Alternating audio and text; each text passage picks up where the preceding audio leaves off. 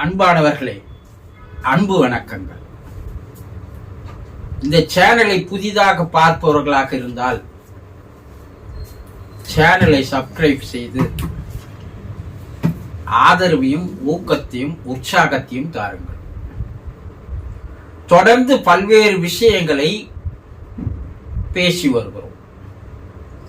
இதுவரை நீங்கள் தெரிந்திராத, படித்திராத, கேட்டிராத பல விஷயங்கள், ஞான கருத்துக்கள், வாழ்வியல் முறைகள், இவையெல்லாம் ஆவி உலகம் பற்றிய விஷயங்கள். ஆன்மா, ஆத்மா, ஆவி, ஜீவன், உயிர் என்பதை பற்றிய பல்வேறு விஷயங்கள்.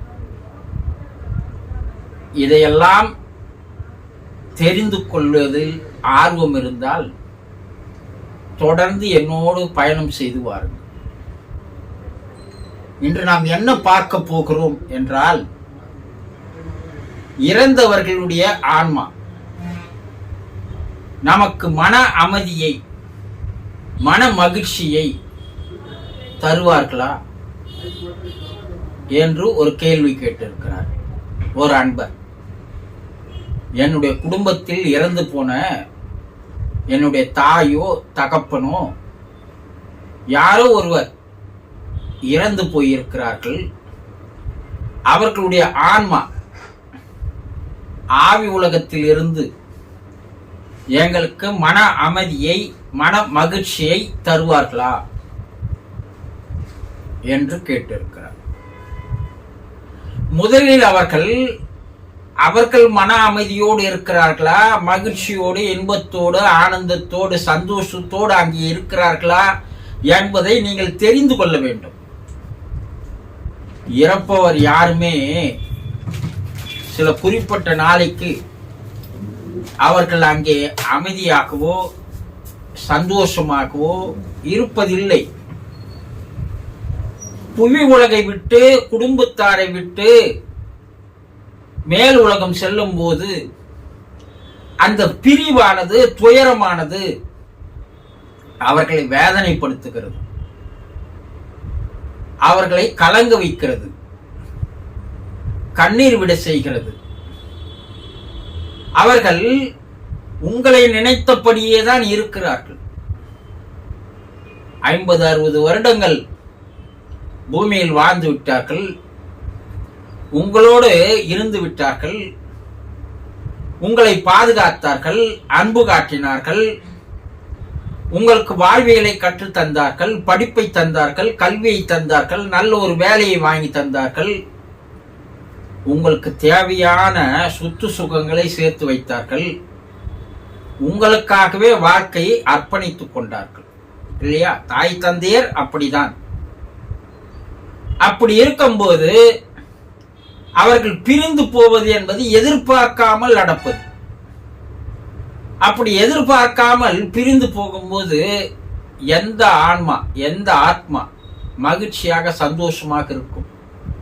கொஞ்சம் நினைத்து பாருங்கள். அது வேதனையாக இருக்கும், கவலையோடு இருக்கும், பிரிவை தாங்கிக் கொள்ள முடியாத நிலையில் அவர்கள் இருப்பார்கள். உங்களோடு வாழ்ந்த வாழ்க்கையினுடைய நிகழ்வுகளை நினைத்து நினைத்து பார்த்து கலங்கி இருப்பார்கள். அவர்கள் அங்கே நிம்மதியாக இருக்க வேண்டும் என்றால், அமைதியாக இருக்க வேண்டும் என்றால், சந்தோஷமாக இருக்க வேண்டும் என்றால், நீங்கள் பூமியில் அவர்களை பிரிந்ததை நினைத்து கவலையோடுவோ, வேதனையோடுவோ, துக்கத்தோடுவோ, துயரத்தோடுவோ நீங்கள் இருக்கக்கூடாது. நீங்கள் கவலையோடு, வேதனையோடு இருந்தால் அவர்கள் உங்களை விட அளவுக்கு அதிகமாக வேதனையில் இருப்பார்கள். அப்போ முதலில் நீங்கள் மன அமைதி பெற வேண்டும். அந்த பிரிவை ஏற்றுக்கொள்ளுகின்ற மன தெளிவு உங்களுக்கு இருக்க வேண்டும். பிறந்தவர் யாராக இருந்தாலும் ஒரு நாள் இறந்துத்தான் ஆக வேண்டும். நீங்கள் உயிரோடு இருக்கும் வரை அவர் உங்களோடு உயிரோடு வாழ்வார் என்று நினைப்பது என்பது ஏற்றுக்கொள்ள முடியாத ஒன்று. அவர்களுடைய ஆயுட்காலம் முடியும் போது அவர்கள் மேலே செல்கிறார்கள். அடுத்த பிறப்புக்கு அவர் தயாராகிறார். ஆனால் அதை நினைத்து போய்விட்டாரே என்று நீங்கள் கலங்கி வேதனைப்பட்டு கொண்டிருந்தால் உங்களுடைய மன அலைகள் அவர்களை போய் தாக்கத்தான் செய்யும். அவர்களும் மனம் கலங்கித்தான் இருப்பார்கள். அப்போ நீங்க முதலில் சமாதானமாக வேண்டும். அதை ஏற்றுக்கொள்கின்ற அளவுக்கு ஒரு மன தெளிவு, மனப்பக்குவம் உங்களுக்கு வர வேண்டும். பின்பு அவர்கள் அந்த துக்கத்திலிருந்து, கவலையிலிருந்து, வேதனையிலிருந்து விடுபடுவதற்கு நீங்கள் நாள்தோறும் பிரார்த்தனை செய்ய வேண்டும். இருந்த வரைக்கும் எங்களை பத்திரமாக பார்த்து கொண்டீர்கள். நாங்கள் கஷ்டம் என்பது, வறுமை என்பது தெரியாமலேயே வாழ்ந்து விட்டோம். எங்களை அது போல நீங்கள் பாதுகாத்தீர்கள். இறைவன் உங்களை அழைத்துக் கொண்டான். நீங்கள் எங்களை நினைத்து கவலைப்பட வேண்டாம், கஷ்டப்பட வேண்டாம், வேதனைப்பட வேண்டாம். நீங்கள் மன அமைதி கொள்ளுங்கள், மன சாந்தி அடையுங்கள், ஆன்ம சாந்தி அடையுங்கள். அடுத்த பிறப்பை நோக்கி நீங்கள் செல்லுங்கள். எங்களை பற்றிய கவலைகள் உங்களுக்கு மனதில் இருக்க வேண்டாம் என்று நீங்கள் நாள்தோறும் செய்கின்ற பிரார்த்தனை தான் அவர்களை அந்த கவலையிலிருந்து, வேதனையிலிருந்து விடுபட செய்கிறது என்பதை ஆவி உலகில் இருக்கின்ற உயர்நிலை ஆன்மாக்கள், பூமியில் இருக்கின்ற ஆவிகளோடு பேசுகின்ற மனிதர்களிடம் அந்த கருத்துக்களை சொல்கிறார்கள். உங்க குடும்பத்தார் யார் பிரார்த்தனை செய்கிறார்களோ அந்த பிரார்த்தனையினுடைய பலன் அந்த ஆன்மாவை அமைதிப்படுத்துகிறது, சாந்திப்படுத்துகிறது, ஆன்ம சாந்தி அடைகிறது.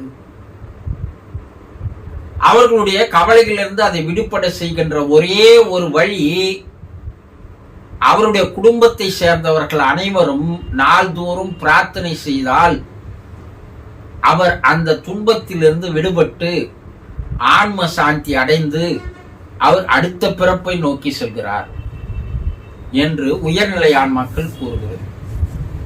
அப்போ நீங்க மனசாந்தி, மன அமைதி அடைய வேண்டும் என்றால், மன மகிழ்ச்சியோடு இருக்க வேண்டும் என்றால், முதலில் அவர்களை மன அமைதியை, மன சாந்தி பெறுவதற்குண்டான வழிகளை நீங்கள் செய்யுங்கள், பிரார்த்தனைகளை செய்யுங்கள். அவர் ஆன்ம சாந்தி அடைந்தால் மறுபிறப்பு எடுக்கின்ற காலம் வரை உங்களுக்கு மன அமைதியும், மன மகிழ்ச்சியையும், மன பக்குவத்தையும், உங்களுக்கு நல்ல சூழ்நிலைகளையும், சந்தர்ப்பங்களையும், வாய்ப்புகளையும் உங்களுக்கு அமைத்து தருகிறார்கள் என்பது 100% உண்மை. புரிந்து கொண்டீர்களா? சந்தோஷம்.